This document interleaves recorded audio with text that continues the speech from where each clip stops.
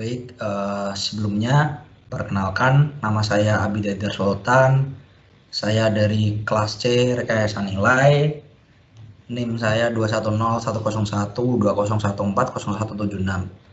Nah, di sini saya akan mempresentasikan tentang studi kasus value engineering dengan judul State Road 826. Yang pertama ada deskripsi proyek, yakni nama proyeknya Palmetto Expressway, panjang proyek sepanjang 6 mil, waktu studi VE 14 sampai 18 Mei 2012. Untuk latar belakangnya adalah jalur SR826 adalah salah satu jalur yang paling sering dipakai sepanjang koridor Miami hingga Dade County.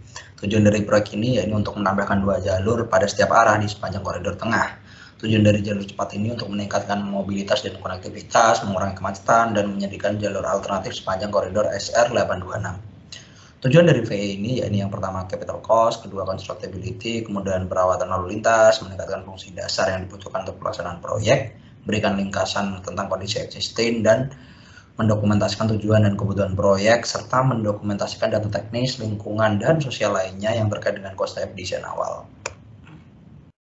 Nah, di sini terdapat isu yang dipertimbangkan dalam melakukan VE studi, yakni yang pertama tidak ada hak jalan tambahan, bersinggungan dengan gas alam, koneksi di setiap ujung, tidak ada peningkatan kapasitas pada setiap persimpangan, jalan layang, jalan NW 103, jalan layang, jalan NW 25, dan jadwal yang padat.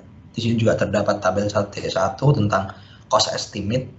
Nah, untuk total dari primary cost estimate-nya sendiri ya ini sebesar 291.947.433 dolar. Untuk hasil dari studi VE sendiri, ini yang pertama tim VE awalnya menghasilkan 31 ide dan 9 yang ditentukan desain selama fase ide-ide dan rencana kerja VE. Nah, ide-ide tersebut kemudian dievaluasi berdasarkan kriteria evaluasi untuk proyek ini.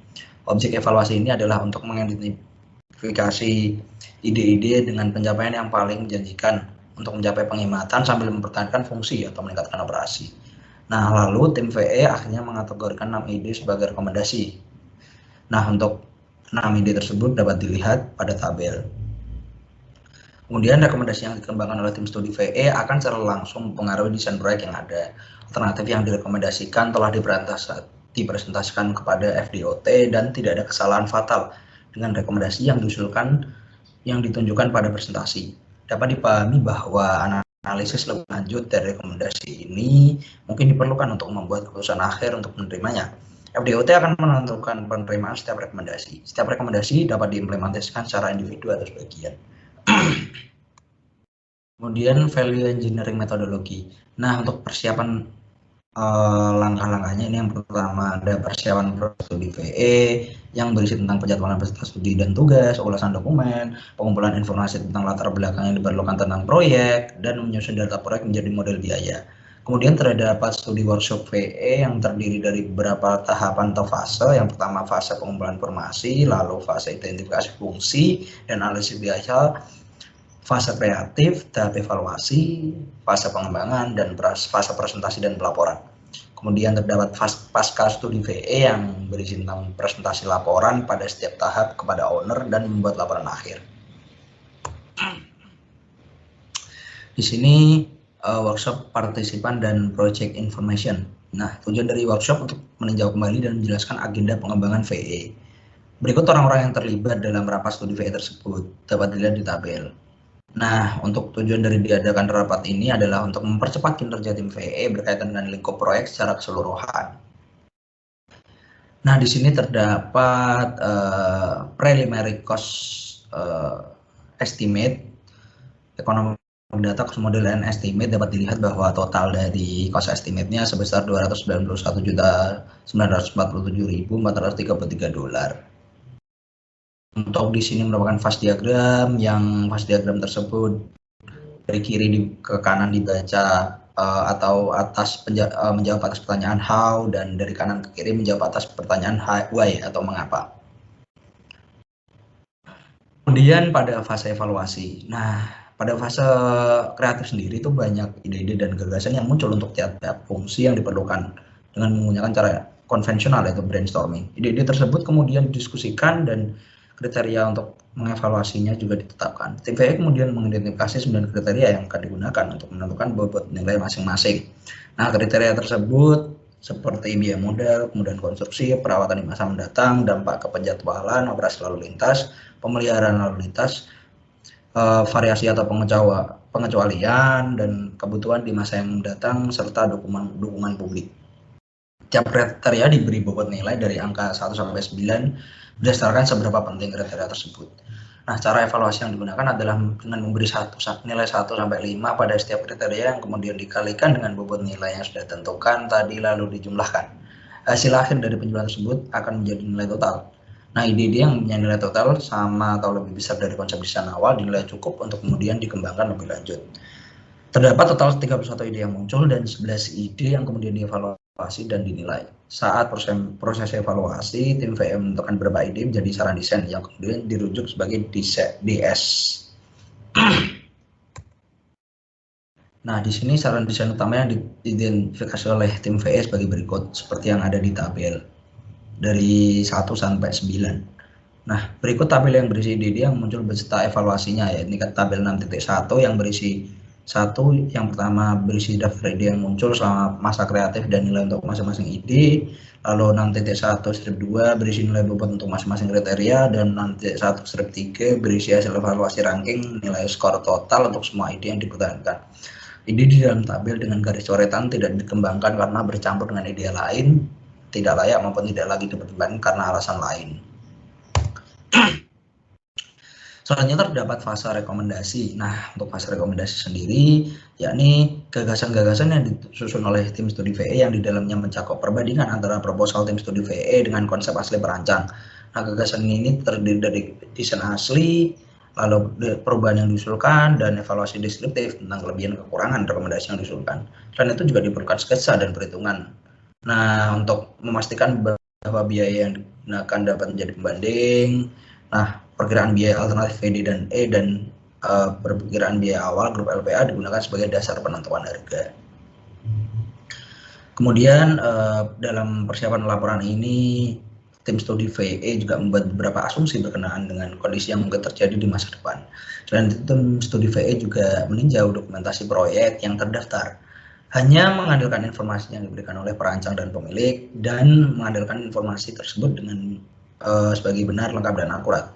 Analisis ini didasarkan pada pertimbangan asumsi dan kondisi berikut. Yang pertama, rekomendasi yang diberikan di sini adalah berdasarkan tanggal laporan ini dibuat.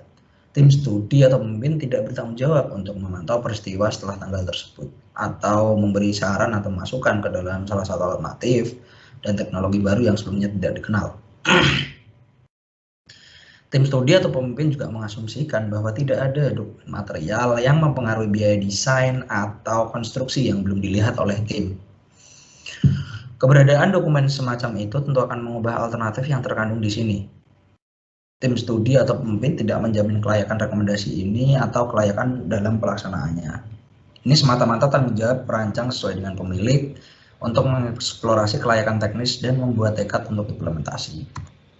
Yang pertama dari rekomendasi tersebut, ini nomor 6, perhitungan tentang penggunaan lajur 4+1 dengan bahu jalan penuh pada jalur yang dikelola di setiap arah. Alternatif yang dipilih yakni alternatif dokumen PD dan E yang menunjukkan 2 ml dan 4 jalur umum selebar 11 kaki dengan rentang lebar median 12 kaki, kurang lebih 57% dari panjang proyek, hingga kurang dari 4 kaki pada titik jepit tertentu seperti jalan 103 NW. Nah, daerah-daerah tertentu memiliki jalur tambahan untuk akses ke jalur yang dikelola, dan satu wilayah terdapat 2 ml dan hanya 3 jalur umum pada area jalan 103 NW. Ujung jalur ML saat ini berada di selatan SR 836 dengan koneksi ke sistem ML dari SR 836 timur dan barat di area antara jalan NW nomor 25 dan jalan NW nomor 36. Dan titik akses perantara di utara SR27 sebelum jalan NW nomor 103. Sistem ML meluas dan berakhir setelah persamaan I75 ke sistem lereng baru ke NW dan dari SBI 75. Untuk alternatif VE-nya, untuk fase sementara pemerintah dapat mengimplementasikan ML tunggal 11 kaki dan dilanjutkan bahu jalan 12 kaki dari SR836 ke utara dari persamaan I75. Tidak diperlukan pelebaran untuk fase ini yang hanya membutuhkan pengecatan delineator dan infrastruktur tol. Keuntungan seperti biaya awal yang rendah, dampak operasional yang lebih sedikit, lalu menyediakan aliran pendapatan awal, mengurangi dampak ke area konstruksi jalan I-75, lalu juga memanfaatkan infrastruktur atau jalur yang ada dengan cara yang semula. Kerugiannya, ya ini yang pertama, kekhawatiran yang mungkin timbul mengenai aliran lalu lintas yang berdampak lebih lambat, lalu jalur terkelola tunggal belum pernah diterapkan sebelumnya di Florida, serta pemeliharaan delineator bermasalah. Nah, di sini merupakan pendapatan potensial yang bernilai sebesar 5,36 juta, itu minimum dari kategori FHWA-nya. Dapat dilihat juga di tabel dan sketsa gambar. Kemudian untuk rekomendasi kedua yakni nomor 13 dari jalan NW nomor 36 ke NW nomor 58 meneruskan kembali garis utama utara ke timur di sepanjang jalan bagian depan. Untuk alternatifnya yakni alternatif dokumen B dan E menunjukkan pelebaran kecil SR826 baik dalam arah NB dan SB dari NW nomor 36 dan jalan NW nomor 58 karena kendala right of way atau ROW di kedua sisi. Kendala ROW akan mengurangi jarak yang tersedia untuk memperluas jalan yang mendapatkan bahu jalan sepanjang 10 hingga 12 kaki di sepanjang ML. Alternatif PD dan E menunjukkan bahu jalan 6 kaki di arah SB dan bahu jalan 8 kaki di arah NB. Di dekat pintu keluar NB ke jalan NW nomor 58 adanya bangunan akan mengurangi lebar bahu jalan yang ideal.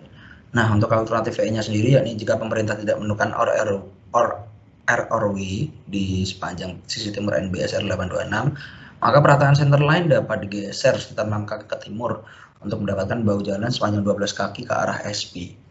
Dinding penghalang luar NB yang diusulkan dalam PD dan E akan digeser 10 kaki ke timur yang akan mengakomodasi pergeseran peluruhan center line 6 kaki ditambah dengan 4 kaki lainnya untuk meningkatkan bahu jalan menjadi 12 kaki di bagian NB. Jalan lingkar yang ada akan sedikit berkurang karena sebagian besar penataan dinding 10 kaki akan menggunakan area rumput yang ada. Tembok median yang ada juga harus dihilangkan dan diganti dengan dinding median tinggi. 23 tiang lampu dan 2 rambu di sepanjang median juga akan dipengaruhi oleh perubahan center line.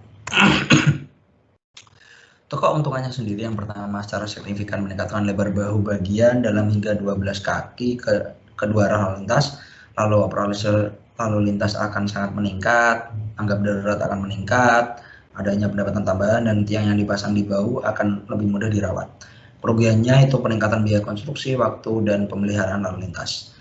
Kedua, rekonstruksi dinding penghalang median untuk 4.000 kaki ke timur, sedikit modifikasi pada jalan lokal untuk mengakomodasi pelebaran, dan rekonstruksi dinding median akan mengakibatkan 2 pergeseran MOT tambahan.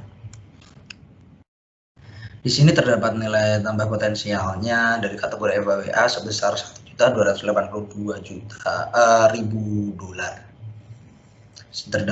Dapat dilihat sketsa dari gambar tersebut, dari rekomendasi tersebut. Kemudian nomor 3, ini yang ketiga nomor 16, pada persimpangan I-75 perusahaan centerline harus dimodifikasi untuk memungkinkan bahu sepanjang 10-12 kaki. Untuk alternatif yang dipilih hanya alternatif dokumen PD dan E yang menunjukkan konstruksi yang signifikan di SR826 dan persimpangan I-75. Flyover 2 arah dari I-75 ke SR826 SB dan NB diusulkan bersamaan dengan rekonstruksi SR826 SB. Untuk menyesuaikan semua gerakan dan nilai yang terkait dengan persimpangan ini, penyesuaian SB digeser ke barat. Nah, penyesuaian ini juga menempatkan beberapa jalur SB di atas kanal yang ada. Agar tidak mempengaruhi jalan lingkar yang ada, kanal yang akan dipersempit dan dinding akan ditambahkan di sepanjang 2 tepi kanal. Hasil akhirnya dari jembatan layang I-75 di sepanjang median SR826 akan mengurangi lebar bahu bagian dalam di kedua arah menjadi hanya 4 kaki. Untuk alternatif VE-nya, yakni perubahan kanal menjadi gorong-gorong dan dialihkan kembali penataan jalur SB di atas gorong-gorong ke barat untuk meningkatkan bahu bagian dalam menjadi 10-12 kaki. Pergeseran ini tidak akan mempengaruhi jalan lingkar yang ada. Nah, dinding bersekat 800 kaki di sepanjang 2 tepi kanal yang diusulkan dalam PD dan E akan dipindahkan dan gorong-gorong 1.600 kaki akan dipasang. Pergeseran juga akan memungkinkan bahu di dalam dan luar NB ditingkatkan jadi 10 hingga 12 kaki. Nah, diperlukan koordinasi lebih lanjut dengan DERM atau SFWMD. Keuntungannya sendiri, yang pertama itu meningkatkan lebar bahu di semua arah lalu lintas dan untuk setiap jenis jalur dari 4 kaki menjadi 10-12 kaki. Lalu operasi lalu lintas sangat meningkat, pendapatan tambahan. Nah, lalu kerugiannya ini yang pertama meningkatkan biaya konstruksi, waktu konstruksi, membutuhkan pemeliharaan gorong-gorong yang panjang dan mempengaruhi perizinan. Untuk nilai tambah potensial dari kategori FWA-nya yakni sebesar $3.428.000. Nah, ini ada construction totalnya juga dapat dilihat, dan ini juga ada catatan bahwa dapat berpotensi untuk penghematan lebih besar apabila gorong-gorong logam dianggap sebagai pengganti beton kelas 2. Nah, di sini terdapat sketsa gambarnya. Kemudian yang keempat, nomor 19, antara jalan NW nomor 74 dan Jalan Okeechobee untuk perluasan jalur selatan ke barat untuk menyediakan bahu jalan sepanjang 12 kaki dengan meluruskan kembali jalan masuk di Jalan Okeechobee. Untuk alternatif yang dipilih hanya alternatif dokumen PD dan E yang menunjukkan bahu bagian dalam dengan ketinggian 4 kaki untuk ML ke selatan dari utara Jalan NW nomor 74 ke selatan Jalan Okeechobee. Untuk alternatif VE-nya sendiri ini memperluas 8 kaki ke barat untuk membuat bahu jalan menjadi 12 kaki. Jalan di Okeechobee ke SR826 SB perlu dimodifikasi seperti yang ditunjukkan pada grafik. Keuntungannya sendiri yakni meningkatkan lebar bahu bagian dalam dari 4 hingga 12 kaki, memungkinkan kendaraan yang cacat masuk ke bahu tanpa mengganggu operasi jalur yang dikelola, dan bahu jalan sepanjang 12 kaki memberikan kondisi yang lebih baik dari 4 kaki daripada yang 4 kaki. Untuk yang kekurangannya sendiri, yang pertama peningkatan biaya pastinya, dan juga peningkatan pemeliharaan lalu lintas selama proses konstruksi. Di sini terdapat nilai tambah potensialnya dari kategori FWA-nya sebesar 7.632.372. Untuk yang kelima yakni untuk nomor 22, pada seksi 5 buat crown dan stripping sepanjang 11 kaki. Dampak pengerjaan ulang juga perpanjang jalur ke utara, kelima lebih jauh ke selatan. Untuk alternatif yang dipilih, batas proyek ini menunjukkan tumpang tindih dengan proyek konstruksi yang sedang berlangsung. Nah, tumpang tindih antara Jalan NW nomor 7 dan NW nomor 25 pada SR826. Departemen saat ini sedang bernegosiasi dengan tim joint venture untuk merevisi pekerjaan bersama-sama untuk ML yang akan datang. Modifikasi ini termasuk perubahan friction course dan marker. Konstruksi ML juga harus mengubah crown, jalur jalan NB dan SB. Nah, di sini merupakan sketsa dari masalah tersebut. Alternatif VE-nya yakni tim joint venture bagian 5 akan membuat friction course, mengubah lokasi crown dan stripping SR826 antara Jalan NW nomor 7 dan Jalan NW nomor 25 untuk menyesuaikan konfigurasi akhir dari proyek jalur ML. Friction dan stripping juga untuk ML tambahan akan ditentukan untuk sementara oleh marka trotoar. Selama konstruksi ML, jalur friction dan strip terakhir pada lajur dan bahu tambahan akan disesuaikan oleh pemegang konsesi. Pertimbangan harus diberikan pada pemasangan struktur rambu lalu lintas yang dikelola oleh bagian 5 tim joint venture. Untuk keuntungannya sendiri, yang pertama lebih sedikit biaya keseluruhan karena menghilangkan pekerjaan ulang, lalu pendapat publik yang kurang negatif dengan konstruksi boros yang terlihat dan dampak lalu lintas tambahan. Lalu kerugiannya yakni yang pertama menggeser biaya pekerjaan ke proyek bagian 5 dan juga upaya mendesain ulang untuk bagian 5. Nah, untuk penghematan biaya potensialnya dari kategori FWA-nya yakni sebesar $940.000. Di sini merupakan sketsa dari rekomendasi tersebut. Nah, yang keenam ya nomor 23, tambahkan batas kecepatan variabel ke GPL atau General Purpose Lane. Untuk alternatif yang dipilih yakni alternatif dokumen PD dan E menunjukkan ML yang bervariasi pada kecepatan desain 60 mph, yang tercatat 55 mph, dan kecepatan desain tujuan umum 60 mph, tercatat 55 mph. Nah, alternatif VE yakni untuk memanfaatkan batas kecepatan variabel untuk jalur tujuan umum untuk mengelola aliran dan lintas di General Purpose Lane dengan lebih untuk memasang rambu batas kecepatan variabel sebelum memasuki segmen ML 2 rambu dan di antara setiap interchange di setiap 16 rambu. Negara-negara lain telah memprakarsa penggunaan tanda-tanda kecepatan variabel untuk kendaraan rasi yang lebih baik melalui segmen padat dari jalan raya untuk meningkatkan perjalanan yang lebih aman selama periode kemacetan, cuaca buruk, insiden, dan peristiwa yang tidak berulang lainnya. Missouri Department of Transportation telah menggambarkan manfaat dari kecepatan variabel bervariasi antara 10 sampai 6 mph pada I-270 atau I-255 di sekitar jalan Illinois dan di sekitar jalan Louis. Di situs web mereka dengan analogi sebagai berikut. Yang intinya tentang manfaat dari kecepatan variabel tersebut pada I-270 atau I-255. Oke, untuk keuntungan sendiri yakni yang pertama meningkatkan operasi dan cara aktif mengelola aliran pada jalur tujuan umum, peningkatan hasil yang diantisipasi karena variasi kecepatan yang diperkecil dan memberikan kecepatan yang lebih konsisten. Untuk kerugiannya sendiri yakni yang pertama peningkatan biaya modal, lalu konsep baru untuk wilayah dan penerimaan publik yang harus dipertimbangkan. Terdapat nilai tambah potensialnya yakni sebesar 2 juta hingga 5 juta dolar dari kategori FWA-nya yang dapat dilihat pada tabel berikut. Oke. Sekian dan terima kasih. Mohon maaf apabila masih banyak kekurangan dari presentasi yang saya lakukan. Terima kasih banyak atas perhatian saudara.